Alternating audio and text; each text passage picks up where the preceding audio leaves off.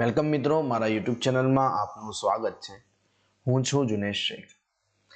આજના વિડીયોમાં આપણે ધોરણ 11 જનરલ એટલે કે સામાન્ય પ્રવાહનું ઇંગ્લિશ વિષયનું યુનિટ ટેસ્ટ 5 નું પેપરનું સંપૂર્ણ સોલ્યુશન જોવાના છે.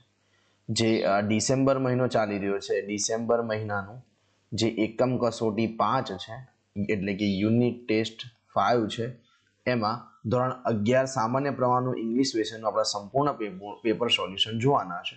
તો વિડીયોને અંત સુધી જોજો અને મારી ચેનલ પર જો નવા છો તો સબસ્ક્રાઇબ પણ કરી લેજો અને બાજુમાં જે બેલ આઇકન આપેલું છે એને પણ ક્લિક કરી લેજો, જેથી આવનારી વિડીયોની નોટિફિકેશન તમને મળતી રહેશે.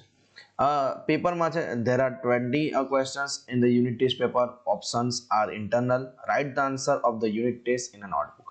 સેક્શન એ ની વાત કરીએ તો સૌથી પહેલા છે write the whether the sentence are true or false. એમાં તમને બે સેન્ટેન્સ આપેલા છે એટલે કે બે ક્વેશ્ચન્સ છે. પહેલો ક્વેશ્ચન છે today we are going to discuss about wild animals. તો આ વિધાન ખોટું છે એટલે કે ફોલ્સ છે. ત્યારબાદ બીજું છે પિયાસ uncle is an animal specialist. તો આ જે સેન્ટેન્સ છે એ ટ્રુ છે એટલે કે સાચું છે. તો આપણે પહેલા બે ક્વેશ્ચન જોયા, એમાં પહેલો છે ફોલ્સ છે અને બીજું છે ટ્રુ છે.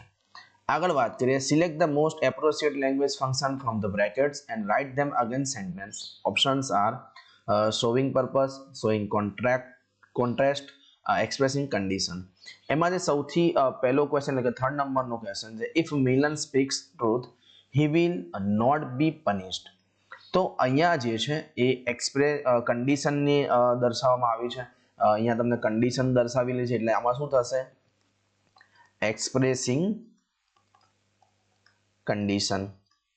આનો સાચો જવાબ શું આવશે? Expressing condition. એના પછી 4th નંબર છે Ankita took part in the competition with view to proving her ability. તો અહીંયા જે છે એ છે શોઈંગ પર્પસ છે, એનું ધ્યેય, એના ઉદ્દેશ વિશેની વાત થયેલી છે એટલે આનો જવાબ શું આવશે? Showing purpose. તો સેક્શન એના 4 ક્વેશ્ચન જોઈ લીધા છે આપણે, તમને આવડી પણ ગયા હશે. ચાલો આગળ select the most appropriate response. એમાં જે સાચો રિસ્પોન્સ હોય તમારે લખવાનો છે. એમાં સૌથી પહેલો 5th નંબરનો ક્વેશ્ચન છે Sneha when did you reach the school? Payal અહીંયા છે શોઈંગ ધ ટાઈમ. અહીંયા જે જવાબ આપવાનો છે એ જવાબ ટાઈમ રિલેટેડ હોવો જોઈએ. તો એમાં જે સાચો જવાબ આવશે એ ડી જવાબ આવશે. શું આવશે? As soon as the bell rang I reached the school. તો અહીંયા જે ટાઈમનો મેન્શન કરેલો છે એ પ્રમાણે જવાબ જોઈતો હતો એટલે જ્યારે સ્કૂલનો બેલ વાગ્યો ત્યારે હું સ્કૂલમાં પહોંચી. 6th નંબરનો ક્વેશ્ચન છે mister Shah why did hour team win the match against Pakistan? અહીંયા જે જવાબ છે શોઈંગ કમ્પ્રેશન એટલે એમાં જે સાચો જવાબ આવશે એ ઓપ્શન નંબર સી આવશે. Over captain was strong enough to win the match. ચાલો ત્યારબાદ નેક્સ્ટ વાત કરીએ તો select and write the most question two get the underline words perhaps as their answer. એટલે જે 7મા નંબરનો ક્વેશ્ચન છે એમાં જે Sardar Patel is known as the iron man of India. આ જે અંડરલાઇન કરેલો શબ્દ છે એના રિલેટેડ તમારે ક્વેશ્ચન બનાવવાનો છે. ત્યાં શું મેન્શન કરેલું છે? સરદાર પટેલ શાના માટે જાણીતા છે? તો લોખંડી પુરુષ માટે. તો એના માટે જવાબ શું આવશે? તો જે 7મા ક્વેશ્ચનનો જવાબ છે આવશે see what is the Sardar Patel known as. તો આપણે કહી શકીએ Sardar Patel is known as the iron man of India. Simple છે, આવડી જાય એવું છે અને બોર્ડની પરીક્ષા માટે ખૂબ જ ઉપયોગી છે. ત્યારબાદ નેક્સ્ટ ક્વેશ્ચનની વાત કરીએ. સેક્શન એનો છેલ્લો question number 8 Raju met the bank manager.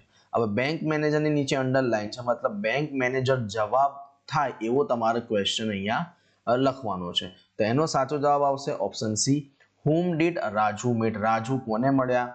તો બેંક મેનેજરને. તો આ થઈ ગયો એનો જવાબ. ચાલો હવે નેક્સ્ટ સેક્શન તરફ જઈએ. સેક્શન નંબર બી ની વાત કરીએ. Read the extract and answer the question. અહીંયા તમને જે વાતચીત વાર્તાલાપ આપેલો છે એ તમારે વાંચવાનો છે અને એમાંથી તમારે રાઇટ ધ આન્સર, જે સાચો જવાબ છે તમારે લખવાનો છે. ક્વેશ્ચન નંબર 9 છે why does his dog bite anyone? તો એનો જવાબ શું આવશે? તો એમાં તમે ફકરામાં એનો જવાબ તમે ફાઇન્ડ કરી શકતા હશો કે why doesn't his dog bite anyone? તો એનો આન્સર છે his dog doesn't bite anyone because the dog is highly trained. અહીંયા લખેલું છે highly trained and so he doesn't bite anyone of us. તો આ થયો ફકરામાંથી જોઈને જવાબ લખ્યો. એના પછી નેક્સ્ટ ક્વેશ્ચન છે 10મા નંબરનું question. What are the names of Persian cats? તો અહીંયા તમને આપેલા જવાબ અહીંયા લખેલો છે the names of Persian cats are silver and golden. are you અહીંયા લખેલું છે their names are silver and golden. કોની વાત થઈ રહી છે? અહીંયા પાર્સિયન કેટ્સ ની વાત થઈ રહી છે. એટલે આમાં તમને ફાઇન્ડ કરતા આવડી જાય, ઈઝી છે, સિમ્પલ છે. બીજો પેરેગ્રાફ છે એમાં પણ તમને બે ક્વેશ્ચન આપેલા છે, બે ક્વેશ્ચન આપેલા છે.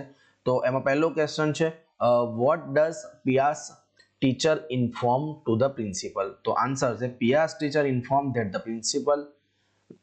principal that Pia has a delightful monkey as a pet. અહીંયા એ પછી સ્પેસ રહી ગઈ છે, અહીંયા આ રીતે લખવું પડશે a pet. એનો આન્સર પણ અહીંયા છે delightful monkey as a pet. Next question તરફ જઈએ. ક્વેશ્ચન નંબર 12 છે whom would the principal call to his office? The answer is the principal would call Pia's brother to the office. તો અહીંયા છે, અહીંયા એનો આન્સર તમે આર્યું better call your brother. તમને થોડુંક આમાં કોમન સેન્સ લગાવીને તમે ક્વેશ્ચનનો આન્સર લઈ શકો છો. ચાલો નેક્સ્ટ સેક્શન સી તરફ જોઈએ. તો અહીંયા પણ તમને એક ફકરો આપેલો છે, એના ઉપરથી તમારે ક્વેશ્ચનના આન્સર આપવાના છે. એમાં પહેલો ક્વેશ્ચન છે question number 13. what did Eurydice do while Orpheus was playing on the lyre? તો Eurydice began to pick some flowers while Orpheus was playing on his lyre. Eurydice began to pick some flowers. Next question number 14. what did the Orpheus decide after her date? After her date, Orpheus decided to go to the land of the dead and bring her back. આનો પણ question તમે ફકરામાંથી find કરી શકો છો, તમને આવડતું પણ હશે. નેક્સ્ટ થર્ડ ક્વેશ્ચન જોઈએ એનો question number 15. what was the condition of Orpheus after her death? After her death, Orpheus was full of grief. His life changed completely. He could not play on his lyre. He could not, અહીંયા મોટ થઈ ગયું છે not not sing. He was very sad. He could not bear to live without Eurydice. એમાં બીજો તમને એક paragraph આપેલો છે, એમાં પણ 3 ક્વેશ્ચન છે. તો સૌથી પહેલો ક્વેશ્ચન છે question number 16. where did they sail down? They sailed down the west, અહીંયા ડબલ વાર ટી થઈ ગયું છે, coast of Africa to Cape Town. તો અહીંયા પણ એનો જવાબ છે the west coast of Africa to Cape Town. Question number 17. why did they take 2 crewmen? They answer છે they took 2 crewmen to help them tackle one of the world's roughest sea, the Southern Indian Ocean. ચાલો એમાં third question શું છે? તો third question છે અહીંયા મારું question લખવામાં ભૂલ થઈ ગઈ છે.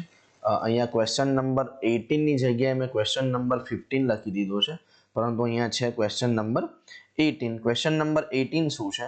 તો તમે તમારા જોડે જો પેપર હશે તેમાં જોઈ શકતા હશો. ક્વેશ્ચન છે which is the world's roughest sea? આ ક્વેશ્ચન છે, હું અહીંયા લખી દઉં છું which is the world's roughest sea? તેનો આન્સર છે the Southern Indian Ocean is the world's roughest sea. અહીંયા roughest sea પણ લખવાનું મારે રહી ગયું છે, ઉતાવળમાં ટાઈપિંગ મિસ્ટેક થઈ ગઈ છે. આ ક્વેશ્ચન આ નથી, ક્વેશ્ચન નંબર 18 તમારા ક્વેશ્ચન પેપરમાં તમે જોઈ શકતા હશો. ચાલો નેક્સ્ટ જઈએ સેક્શન ડી તરફ. તો ડુ એઝ ડાયરેક્ટ, અહીંયા તમને એક બે લીટી આપેલી છે, એનું તમારે ડાયરેક્ટ ઇનડાયરેક્ટ જે તમે કહો છો એ કરવાનું છે. તો અહીંયા શું આપેલું છે? The king is a rich main. He praise two God to give him a more wealth. God grants him the golden touch. He himself want to taste it, so he tries. Start like this. The king was a rich man. તો અહીંયા તમારે થોડુંક change કરવાનું છે, જે વર્તમાન કાળમાંથી ભૂતકાળમાં લઈ જવાનું છે. તો અહીંયા ઇઝ હતું એની જગ્યાએ તમારે વોઝ કરવાનું છે. The king was a rich man. અહીંયા પ્રેઇઝ હતું એની ભૂતકાળ કરી દઈશું, પ્રેઇડ કરી દઈશું. To God to give him more wealth, God ગ્રાન્ટ્સની જગ્યાએ તમારે એનું ભૂતકાળ ગ્રાન્ટેડ કરી દેવાનું છે. Him the golden touch, he himself અહીંયા શું છે વોન્ટ્સ છે, તો એનું તમારે ભૂતકાળ કરી દેવાનું છે wanted. To taste it's so heat અહીંયા છે ટ્રાઇસની જગ્યાએ કરવાનું છે તમારે ટ્રાઇડ. આટલા ચેન્જ કરીને તમે આરામથી આમાં ફૂલ માર્ક્સ લાવી શકો છો.